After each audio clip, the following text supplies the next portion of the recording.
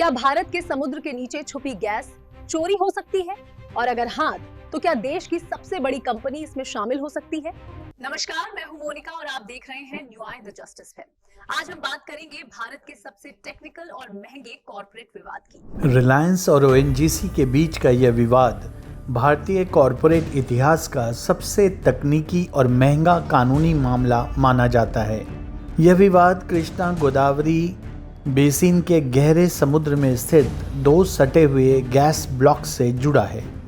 रिलायंस के पास KG-D6 blocks था और ओएनजीसी के पास गोदावरी PML ब्लॉक।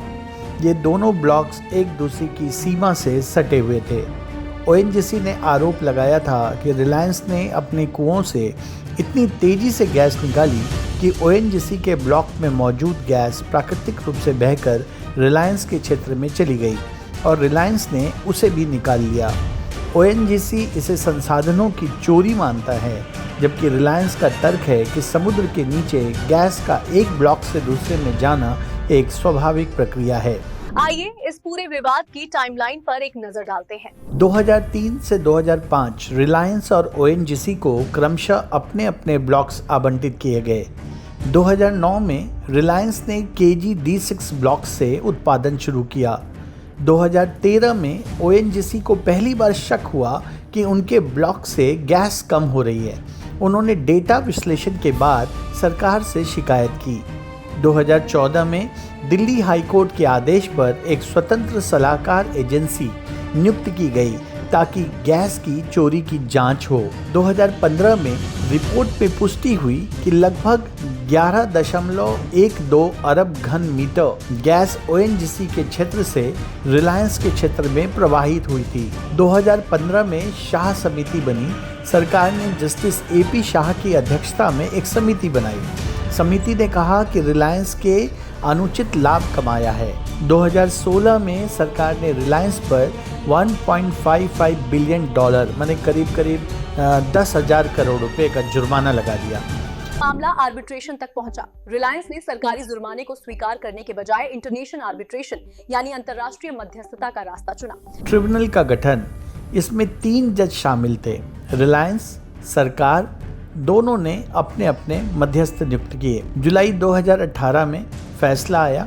मध्यस्थता पैनल ने 2:1 के बहुमत से रिलायंस के पक्ष में फैसला सुना दिया। पैनल का तर्क ये था, पैनल ने कहा कि रिलायंस ने अपनी सीमा के अंदर ही ड्रिलिंग की थी। तत्कालीन नियमों में ऐसा कोई प्रावधान नहीं था जो गैस के प्राकृतिक प्रवास को रोकता हो या उसके लिए हर्जाना मांगता हो। सरकार हार गई। पैनल ने सरकार को आदेश दिया कि वह रिलायंस को कानूनी खर्च के रुपए में करोड़ों रुपए चुकाए।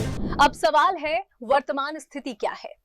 सरकार ने सुप्रीम कोर्ट का रुख किया है। भारत सरकार ने इस आर्बिट्रेशन अवार्ड यानी मध्यस्थता के फैसले को दिल्ली हाई कोर्ट में चुनौती दी, लेकिन वहां से कोई राहत नहीं मिली। सरकार का ये पक्ष है। उनका कहना है कि प्राकृतिक गैस राष्ट्रीय संपत्ति है। मध्यस्थता पैनल ने सार्वजनिक नीति के खिलाफ फैसला दिया है क्योंकि देश के संसाधन का नुकसान हुआ है। अब सवाल है, कानूनी पेच क्या है? सुप्रीम कोर्ट ये तय कर रहा है कि क्या मध्यस्थता के फैसले में हस्तक्षेप किया जा सकता है या नहीं। आमतौर पर अदालतें आर्बिट्रेशन के फैसलों में दखल नहीं देती जब तक कि उसमें कोई बड़ी कानूनी त्रुटि या धांधली न हो। रिलायंस और भारत सरकार के बीच हुए अनुबंध में एक डिस्प्यूट रिजोल्यूशन क्लॉज शामिल था और इस क्लॉज में स्पष्ट रूप से लिखा था कि यदि कोई बड़ा विवाद उत्पन्न होता है तो उसका समाधान अंतर्राष्ट्रीय नियमों जैसे UNCITRAL के तहत किया जाएगा। भारत सरकार और कंपनियां विदेशी निवेश को आकर्षित करने के लिए अक्सर अंतर्राष्ट्रीय मध्यस्थता को चुनती हैं। विदेशी निवेशकों को लगता है कि अंतर्राष्ट्रीय ट्रिब्यूनल ज़्यादा निष्पक्ष होगा, जहां सरकारी प्रभाव कम रहेगा। इस मामले में भी आर्बिट्रेशन की सीट अक्सर लंदन या सिंगापुर जैसे जगहों पर रखी जाती है। रिलायंस वाले मामले में भी सुनवाई अंतर्राष्ट्रीय मानकों के आधार पर हुई क्योंकि अनुबंध की शर्तों में इसे विदेशी मध्यस्थता के रूप में स्वीकार किया गया। दिल्ली हाई कोर्ट का आदेश, मुख्य अंश, union of India versus Reliance industries limited and others. मध्यस्थता की स्वायत्ता। कोर्ट ने स्पष्ट किया कि आर्बिट्रेशन एंड कॉन्सिलेशन एक्ट की धारा 34 के तहत कोर्ट का दायरा बहुत सीमित है। कोर्ट किसी भी फैसले को सिर्फ इसलिए नहीं बदल सकता क्योंकि उसकी राय ट्रिब्यूनल से अलग है। जब तक फैसला पेटेंट अवैधता या सार्वजनिक नीति के विरुद्ध न हो, कोर्ट हस्तक्षेप नहीं करेगा। हाई कोर्ट ने ट्रिब्यूनल के इस तर्क को सही माना कि रिलायंस ने अपने ब्लॉक के भीतर ही खुदाई की थी। कोर्ट ने कहा कि ट्रिब्यूनल ने तकनीकी साक्ष्यों के आधार पर यह पाया है कि अनुबंध में गैस प्रवास के लिए कोई दंडात्मक प्रावधान नहीं था।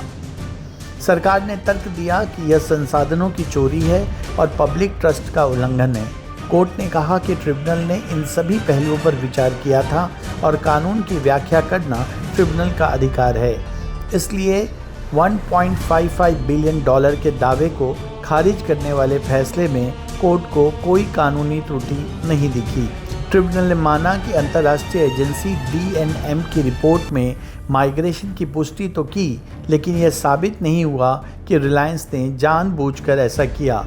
इसके लिए कोई कानून नहीं तोड़ा गया। आदेश में संकेत किया गया था कि सरकार और रिलायंस के बीच जो समझौता हुआ था उसमें यूनिटाइजेशन यानी सटे हुए ब्लॉक्स के साझा प्रबंधन का प्रावधान तो था, लेकिन उसे लागू करने की प्रक्रिया स्पष्ट नहीं थी। इसी का फायदा रिलायंस को मिला। तो दर्शकों, रिलायंस और ONGC के बीच चल रहे इस हाई प्रोफाइल गैस विवाद की पूरी तस्वीर आज हमने आपके सामने रखी। अगर इसे संक्षेप में समझें तो इसकी 3 बड़ी कड़ियां हैं। पहली कड़ी, विवाद की जड़ वो गैस है जो ONGC के ब्लॉक से बहकर रिलायंस के कुओं में चली गई।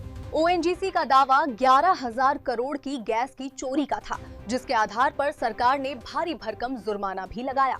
दूसरी कड़ी, रिलायंस को यहाँ बड़ी कानूनी जीत तब मिली जब इंटरनेशनल आर्बिट्रेशन और फिर दिल्ली हाई कोर्ट ने उनके पक्ष में फैसला सुनाया। कोर्ट ने माना कि रिलायंस ने किसी नियम का उल्लंघन नहीं किया है।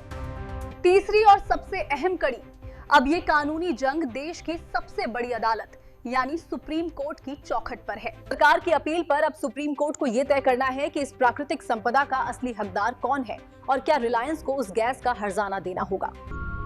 न्याय, the justice, the voice of truth.